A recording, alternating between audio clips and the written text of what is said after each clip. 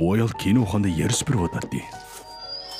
Nima ish bo'lgandi? Nima uchun o'rindiq o'zligidan qaytib ketadi? U asta tushib ketgan o'rindiqning yiniga keldi. Hamda qo'lidagi supurgini ishiltib, atrofida tortayotgan bir narsa bormidi deb tekshirmoqchi bo'ldi.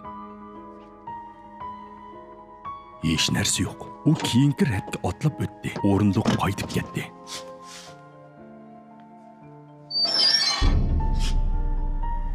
Nima uchun? Bu ahvol to'liq g'alit edi. U yana bir rat otlab tushdi.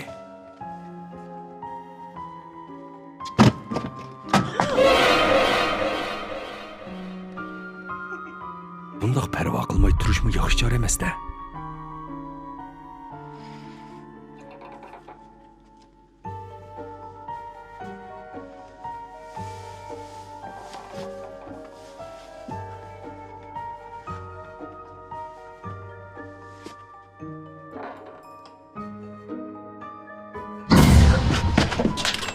Mecburi o'rindiqqa mixlangan bu ayol qimirlay olmay qoldi. Uning o'yida faqat qechib ketishli bor edi.